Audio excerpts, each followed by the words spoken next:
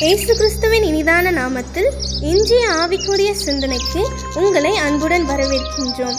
இப்போதும் ஒரு பாடலுக்கு பின்பு உங்கள் சிந்தையை தெளிவிக்கும் ஆவிக்குரிய செய்தியை கேட்கலாம். லோகத்தின் இன்பமெல்லாம் மாறிடும் க்ஷண பொழுதில் மாறிடானே சரியேசு மாண்புடன் அழைக்கிறாரே. ஜீவனின் அதிபதி இயேசுவண்டை நித்திய ஜீவன் உண்டே. நீங்கிடாவர் அன்பையே நாடி நீ வந்திடாயோ. ஆண்டவர் இரட்சகருமாக இயேசுவின் இனிதான நாமத்தினால் உங்களை வாழ்த்துகிறேன். இதனால் நம்முடைய ஆவிக்குரிய சிந்தனைக்காக மார்க் எழுதின சுவிசேஷம் 14ஆம் அதிகாரம் 8ஆம் வசனத்தை நான் வாசிக்கிறேன். இவள் தன்னால் இயன்றதை செய்தாள். நான் அடக்கம் பண்ணப்படுவதற்கு எத்தனமாக என் சரீரத்தில் தைலம் பூச முந்திக் கொண்டாள். இயேசு ஒரு ஸ்திரியை குறித்து இந்த இடத்தில் சொல்லுகிறார். பெத்தானியாவில் ஒரு வீட்டில் இருக்கும் பொழுது ஒரு ஸ்திரீ அங்கு பிரவேசித்து நளதம் என்கிற விலையேறப்பட்ட ஒரு தைலத்தை எடுத்து உடைத்து இயேசுவின் சிரசின் மேல் ஊற்றுகிறாள். எல்லாருமே முறுமுறுக்கிறாங்க. ஏன் இந்த மாதிரி பணத்தை வேஸ்ட் பண்ணாத, ஒரு 300 பணத்துக்கும் அதிகமா இருக்குமே, தரித்திரர்கள் கஷ்டப்படல் உதவி செய்யலாம ஏதை செய்யும் பொழுது இயேசு சொல்றாள், நீங்கள் அவளை குறித்து முறுமுறுக்க வேண்டாம். அவள் தன்னால் இயன்றதை செய்திருக்கிறாள். நான் அடக்கம் பண்ணப்படுவதற்கு, என் சரீரத்தில் தைலம் பூசப்படுவதற்கு அடையாளமாக அதை செய்கிறாள் சொல்லி ஆண்டவர் அவளை பாராட்டுகிறாள். தன்னால் இயன்றது அது எளிதான ஒன்று இல்ல. கஷ்டப்பட்ட ஒரு ஸ்திரியாக இருக்கலாம். ஒருவேளை இவ்வளவு வெளியேறப்பட்டதை மற்றவர்களாம் வீணாக நடத்தானா அதை ஒரு தியாகத்தோடு இயேசுவுக்கென்று அவர் சிரசில் அவர் ஊற்றுகிறார். யோசித்து பாருங்கள். இன்னைக்கும் வேதத்தில் அவளை குறித்து சொல்லப்பட்டிருக்கிற இயேசுவே சொல்கிற அந்த சுவிசேஷம் எங்கெங்கு பிரசங்கிக்கப்படுகிறதோ அங்கெங்கெல்லாம் அவளை குறித்தும் பேசப்படும் சொன்ன வார்த்தை அப்படி நிறைவேறி வருகிறது. யோசித்து பாருங்கள். அந்த பெண் தன்னால் இயன்றதை இயேசுவுக்கு செய்தால் இன்று நாம் சொல்ல முடியுமா? எத்தனை ஆண்டுகள் உலகத்திலே இருக்கிறோம் என்பது முக்கியமல்ல, எப்படி இருக்கிறோம், இயேசுவுக்காக எந்த விதத்தில் நாம் பயன்படுகிறோம், இயேசுவை அவருடைய நாமத்தை இன்னும் அவருடைய காரியங்களை எவ்வளவோ நாம் நமக்கு ஆதாயமாக நம்முடைய சுயநலத்திற்காக பயன்படுத்திக் கொள்கிறோம். ஆனால் நம் மூலமாக ஆண்டவருடைய நாமம் மகிமைப்படுகிறதா, நாம் ஆண்டவருக்கு பயனுள்ளவர்களாய் இருக்கிறோமா என்று யோசித்து பார்ப்போம் என்று சொன்னால் நம்முடைய மனசாட்சியை நம்மை குறித்து சொல்லிவிடும். நம்முடைய இந்திய தேசத்தை எடுத்துக்கொண்டால் நூற்றுக்கணக்கான மொழிகளை பேசுகிற ஜனங்களை கொண்டது. ஆனா இதுல முதலாக வேதாகமம் மொழிபெயர்க்கப்பட்ட மொழி தமிழ் மொழியில் தான் மொழிபெயர்க்கப்பட்டது. இந்திய தேசத்தை பற்றியும் தமிழ் மொழியை பற்றியும் கொஞ்சம் எதுவுமே அறியாத ஒரு மனுஷனை ஆண்டவர் ஏவுகிறார். உள்ளத்தில் ஒரு பாரம், ஒரு ஏக்கம், எப்படியாவது இந்திய தேசத்திற்கு போகணும், ஆண்டவருக்காக ஏதாவது செய்யணும்னு சொல்லி ஸ்பெயின் தேசத்திலிருந்து புறப்பட்டு வராரு. 7 மாதம் கப்பல் பிரயாணங்கள் அவருக்கு தரங்கம்பாடி ஒரு பகுதியில ரீச் ஆயாச்சுன்னா உள்ள விட மாட்டேங்கிறாங்க. கடலுக்குள்ளே தங்கியிருக்க வேண்டிய ஒரு சூழ்நிலை. யார் அவளை தடுத்து நிறுத்துறது? இன்னைக்கு அநேகர் சொல்வார்கள், ஆங்கிலேயர்கள் கிறிஸ்தவ மதத்தை பரப்பினார்கள். இல்லவே இல்லை. அவர்கள் கிழக்கிந்திய கம்பெனி சொல்வார்கள், எல்லாம் தேசங்களை, பட்டணங்களை, கனிம வளங்களை சூறையாட வந்தவர்கள். அது இன்னொரு வார்த்தை சொல்லமா பிசினஸ் பண்ணதான் வந்தார்கள். ஆனால் ஊழியம் செய்யும்படியா வந்த மிஷினரிகள் அப்படி அல்ல. மற்றவர்களை அடிமைப்படுத்த வந்தவர்கள் அல்ல. தங்களையே இயேசுவை மற்றவர்கள் ஏற்றுக்கொள்ளும்படியா அடிமையாக பெற்று போட்டவர்கள் என்று சொல்லலாம்.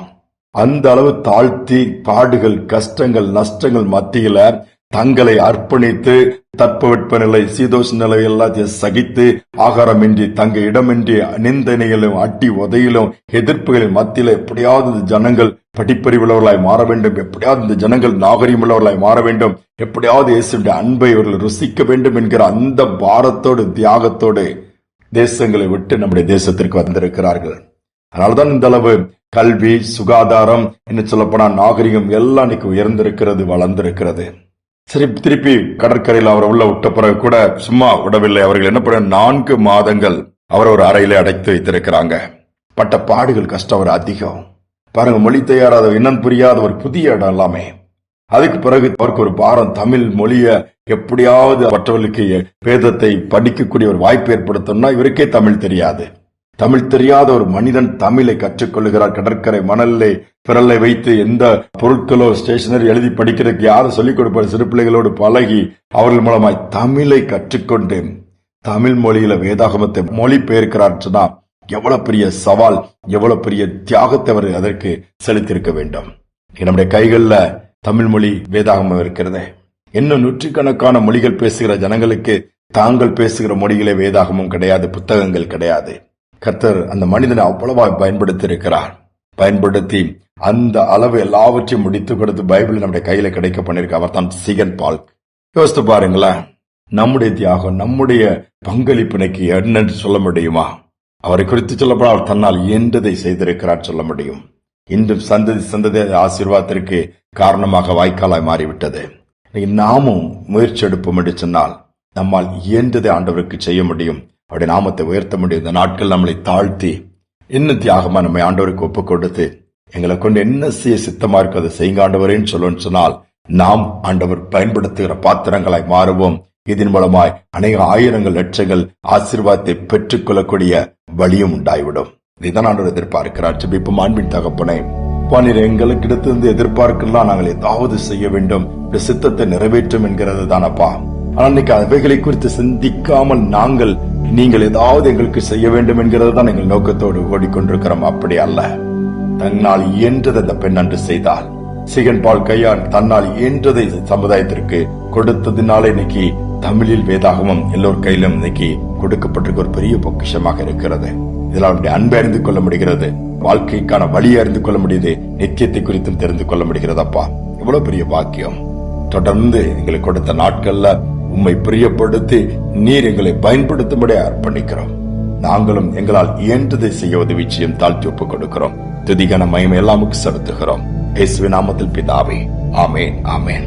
ஏதாவது ஆண்டவருக்கு நாம் ஒவ்வொரு நாளும் செய்ய வேண்டும்.